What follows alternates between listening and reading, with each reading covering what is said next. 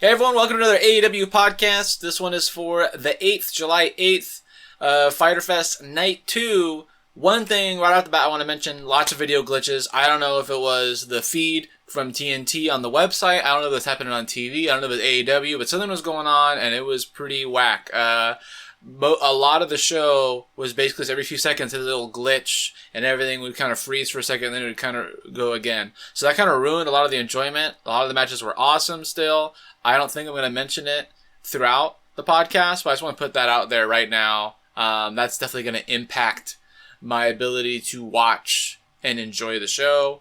And so I may have missed some things. I may not mention something. I don't know. It's going to make everything weird.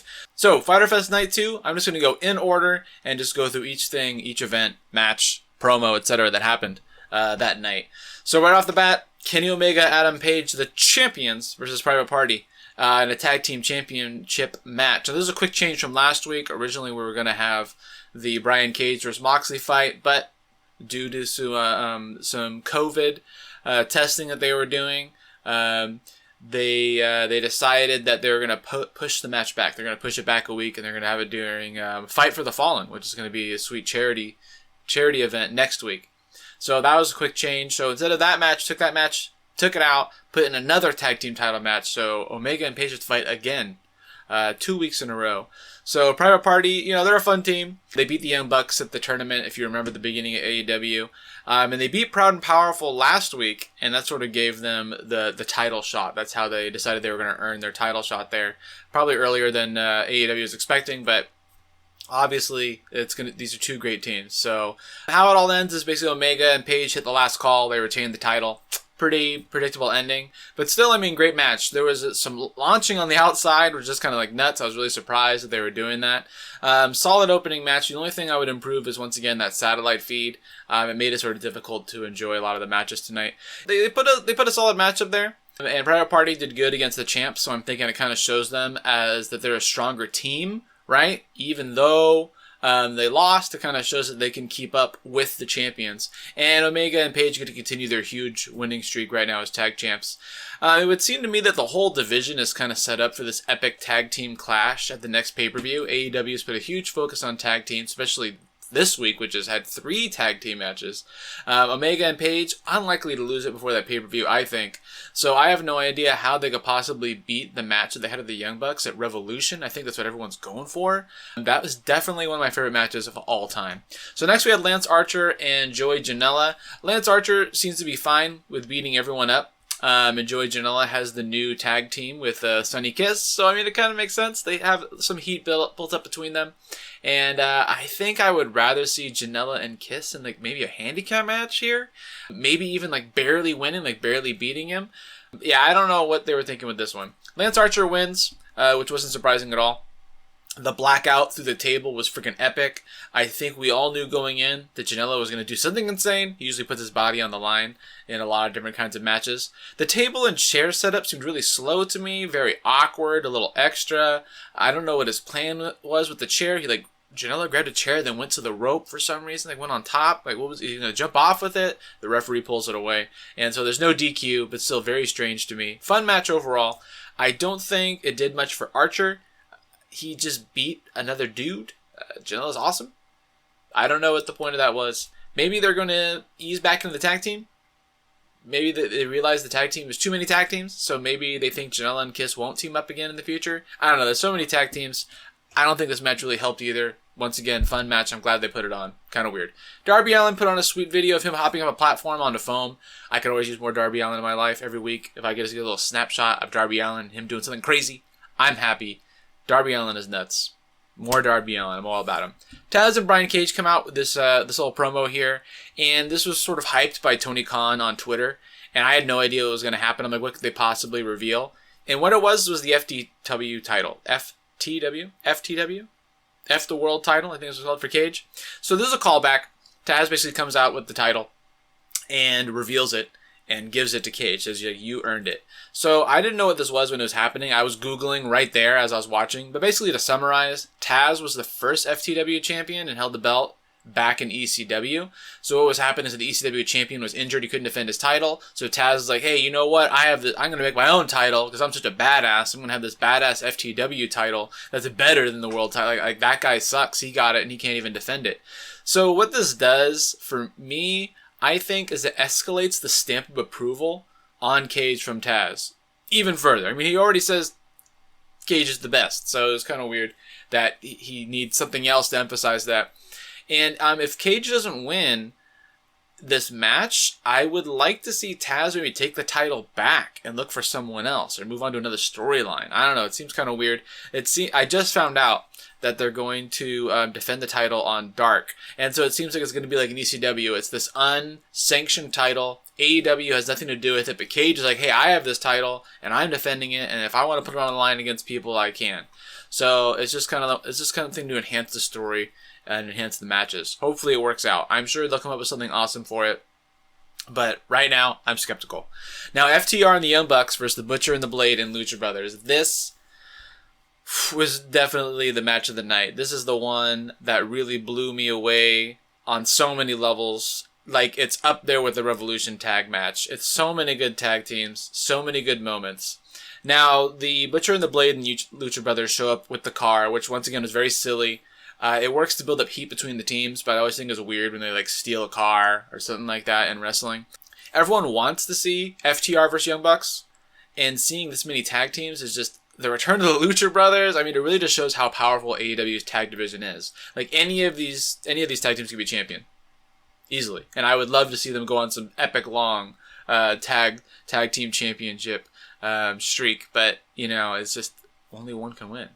And I mean, the crazy thing is there's other great tag teams in AEW that weren't in this match. It's insane. Pentagon was able to get the pin on Matt for the win, and it was just huge, 10 out of 10 match for me. There's a triple tag moment where, like, you tag someone out and you get 10 seconds, and they tag the next person, and then tag the next person.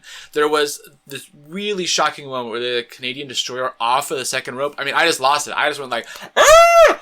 Like, I was just like screaming in my chair with all my friends. It's like, what is going on in this match? The one thing I didn't like about it was there's a point where Matt went off the top rope twice. And, I mean, he did it pretty fast, but it was still too slow. I mean, Ray was on the mat for what seemed like forever, and it just seemed kind of weird because there wasn't really like a big move done on him before that. So I'm not sure why Matt needed to show off this much in an 8-man tag. Like, everyone needs to get a spot. But, I mean, it's classic Young Bucks stuff. Classic. At one point, Matt missed a super kick, and it hit Dax of FTR. And there wasn't, like, a scuffle at the end of the match. But, I mean, it's pretty obvious they're going to fight. So I don't think they really need to build up a ton of heat or anything. It just kind of it was an interesting way for them to lose. Like, they didn't lose completely because they lack the skill, but because they didn't mesh super well as a tag team. They meshed at some points, but not at this point. So, I don't know if they really needed to do this, but it was kind of interesting. There could be more matches between these two teams, or any team, actually. I think they could totally do more and set it up for the big pay-per-view. Anything with Lucha Brothers, just top tier. I really want to see them rise back to the top of the tag division, even if it isn't them against the tag champs like this pay-per-view. Maybe when Omega and Paige lose the titles, then we'll see a match of the Lucha Brothers for the tag champs. That would be perfect. So Big Swole comes to the arena, and she's not allowed in. She's suspended for kidnapping Britt Baker. Pretty hilarious. I'd love to see some more things done with this. They were kind of hinting that something was going on between them, and so it's kind of weird because we all know that Britt Baker's legit injured. She can't come back for a few months. So how are they going to continue this feud with Big Swole and Britt Baker for months? I think AEW will find a way if someone can. We need something more in the women's division. And we need something more than that too. It's not enough. So Nyla Rose comes out, and so we finally have our women's match. And they didn't reveal who she was facing, so you knew it was going to be some local talent, some indie wrestlers, and it is. It's King and Paige, and this is a handicap match. So knew she was going to dominate them. And Nyla Rose, she's been gone for a bit. And while King and Paige, they've been appearing on Dark a lot. So it's great to see them on Dynamite. The women's division needs a big boost right now. And I think even more matches. Maybe even 2 matches in the future. And so to bring King and Paige in, that's cool to show them off, to have a little handicap match. That's allowing them to show one more wrestler. Paige is also 18, apparently, so youngest talent on the roster.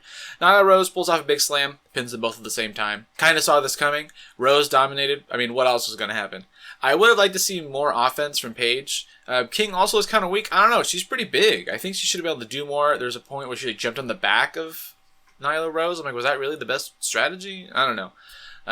This is all hype for Rose, of course, and so I'm just wondering, like, is she going to fight Shida again? I really hope not. I'd rather see Swole fight Rose and then win, and then maybe Swole versus Shida. That'd be much more interesting, I think. Nyla also revealed that she's hiring a manager.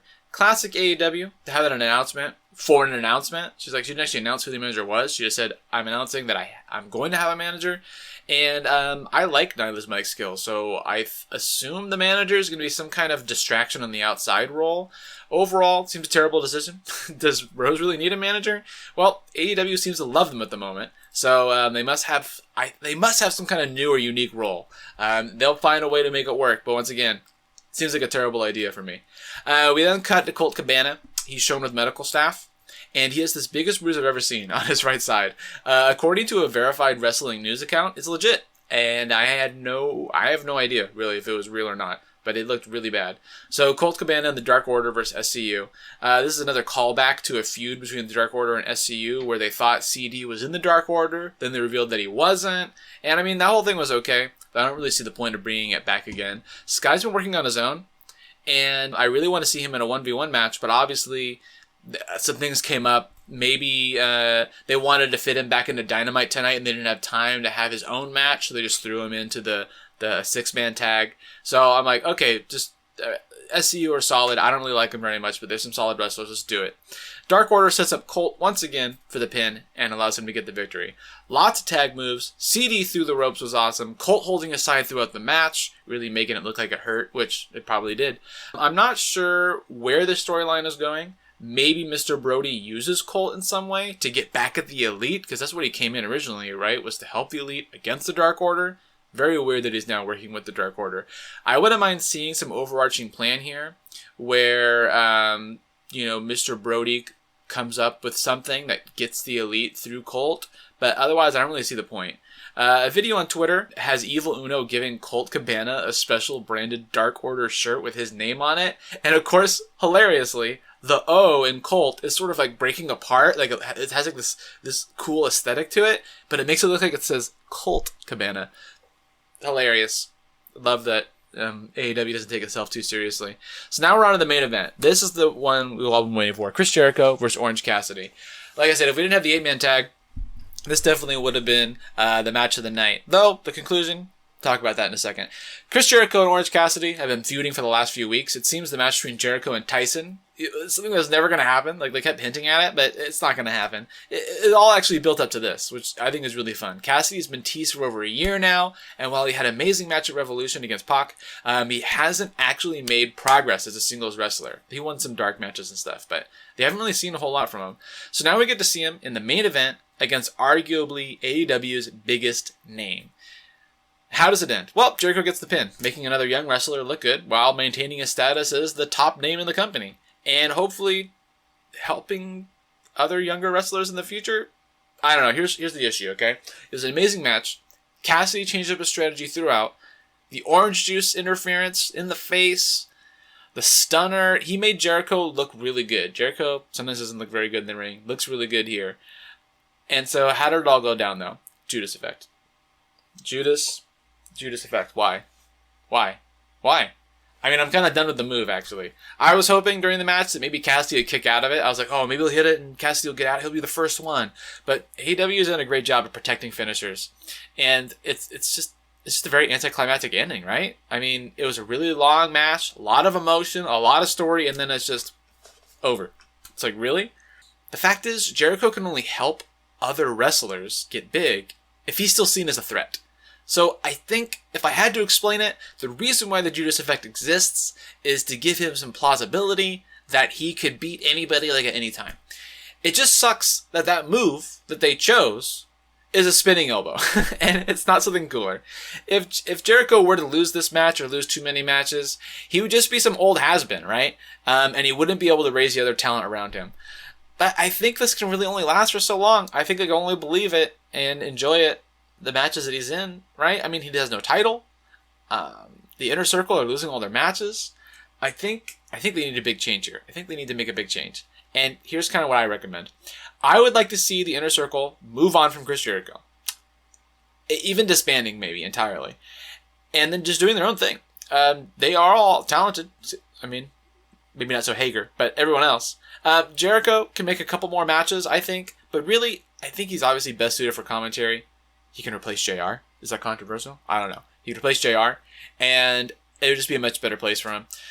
And from there, maybe we can go to some epic villain storyline from the Dark Order. You know, maybe all this manipulation and mind games comes to a head and Mr. Brody finally is revealed as another man gone mad with power. And maybe he wins the title, maybe he doesn't. But in the end, the Dark Order is also disbanded. And maybe this is all like a year from now, like way long-term storytelling. AEW is good at that. And then a new big bad comes in after that. Only AEW can answer that question, if that's actually what's going to go down. I really have no idea. Once again, I enjoyed every match. They really knocked it out of the park. And there was some crazy changes they had to make, but they went through with it and they did it. We need more women's matches. That's really all I have to say. Thanks for watching. Goodbye. Stay spicy, my friends.